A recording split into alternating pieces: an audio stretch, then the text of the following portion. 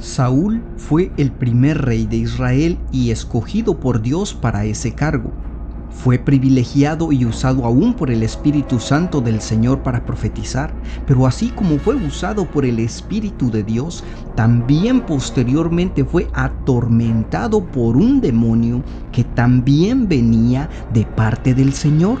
Primera de Samuel 16:14 dice: el Espíritu del Señor se apartó de Saúl y le atormentaba un espíritu malo de parte del Señor.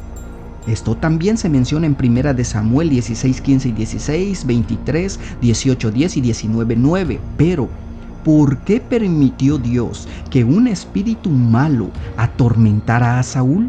Y sobre todo, ¿cómo era posible que el espíritu malo venía del Señor? ¿Qué significa esto? Bien, pues hoy nos sumergiremos en esta fascinante e intrigante historia sobre el rey Saúl y el espíritu inmundo que lo atormentaba, y daremos respuestas al porqué de nuestras interrogantes. Así que sin más, empecemos. En primer lugar, debemos entender a qué se refiere exactamente la Escritura cuando dice que el espíritu malo venía de parte del Señor, en el sentido de que Dios le permitió atormentar a Saúl. Al fin y al cabo, debemos comprender que todas las cosas creadas están bajo el control de Dios. Este espíritu malo era parte del juicio de Dios sobre Saúl por su desobediencia.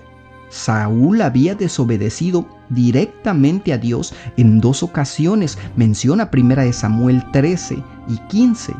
Por lo tanto, Dios quitó su espíritu de Saúl y permitió que un espíritu malo lo atormentara. Probablemente Satanás y los demonios siempre habían querido atacar a Saúl. Ahora, Dios simplemente le estaba dando permiso para hacerlo. Segundo, el espíritu malo fue usado para traer a David a la vida de Saúl. Este relato se registra inmediatamente después de la unción de David como futuro rey de Israel. El lector se preguntará cómo un pastorcillo llegó a ser rey. Primera de Samuel 16 revela el primer paso en este camino. Cuando los siervos del rey vieron el tormento que Saúl estaba soportando, dijeron: he aquí, ahora un espíritu malo de parte de Dios te atormenta. Diga pues nuestro Señor a tus siervos que están delante de ti, que busquen a alguno que sepa tocar el arpa, para que cuando esté sobre ti el espíritu malo de parte de Dios, él toque con su mano y tengas alivio, dice 1 de Samuel 16, del 15 al 16. Uno de los criados del rey le recomendó a David, describiéndolo, entre otras cosas, como un gran tocador de arpa, según el versículo 18. Saúl llamó a David y halló en él un gran consuelo. Y viniendo David a Saúl, estuvo delante de él, y él le amó mucho, y le hizo su paje de armas. Y Saúl envió a decir a Isaí: te ruego que esté David conmigo, pues ha hallado gracia en mis ojos. Y cuando el espíritu malo de parte de Dios venía sobre Saúl, David tomaba el arpa y tocaba con su mano, y Saúl tenía alivio y estaba mejor, y el espíritu malo se apartaba de él. Menciona 1 de Samuel 16, del 21 al 23. Es importante resaltar que este espíritu malo que molestaba a Saúl era solo temporal. El versículo final señala que el espíritu malo vino en múltiples ocasiones a atormentar a Saúl, pero también se alejó de él. Una pregunta pertinente es: si Dios envía espíritus malos para atormentar a la gente hoy en día. Hay ejemplos de personas en el Nuevo Testamento que fueron entregadas a Satanás o a demonios para ser castigadas. Dios permitió que Ananías y Zafira fueran llenos del espíritu de Satanás como advertencia y ejemplo para la iglesia primitiva, según Hechos 5, del 1 al 11. Un hombre en la iglesia de Corinto estaba cometiendo incesto y adulterio, y Dios ordenó a los líderes que lo entregaran a Satanás para destruir su naturaleza pecaminosa y salvar su alma, dice 1 Corintios 5 del 1 al 5.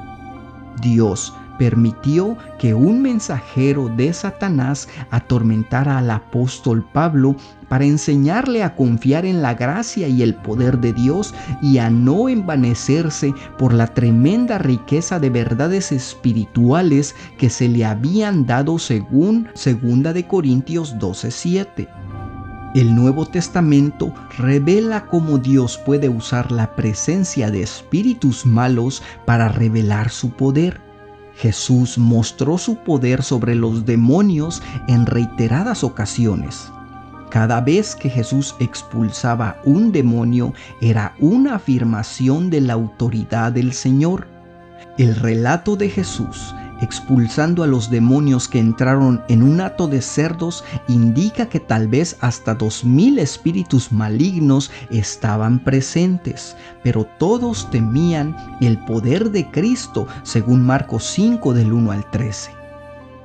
Si Dios permite que los espíritus malos atormenten a la gente hoy en día, lo hace con el objetivo de nuestro bien y su gloria, menciona Romanos 8:28. Y, al igual que en el caso de Job, Satanás y sus secuaces solo pueden hacer lo que Dios les permite, según Job 1:12 y 2:6. Nunca actúan independientemente de la soberana y perfecta voluntad y propósito de Dios.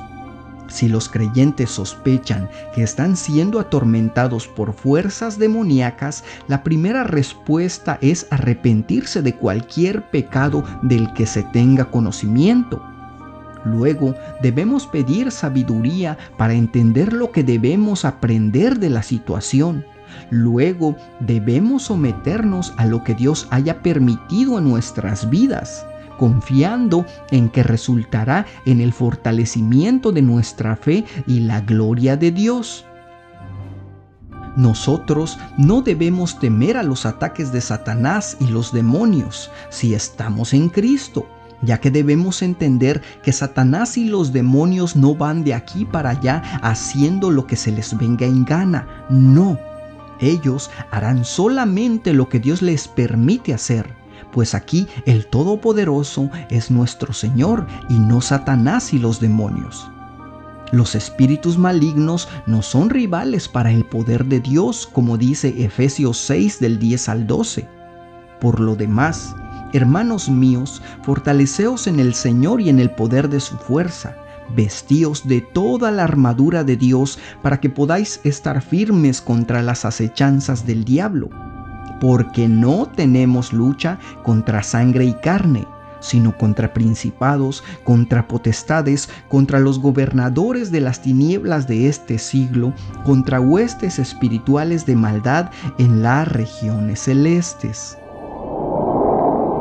Ahora bien, me gustaría recalcar que el ataque de este ser maligno o este demonio a la vida de Saúl, como mencionamos, fue porque él se alejó del Señor y de sus mandamientos, desobedeciendo.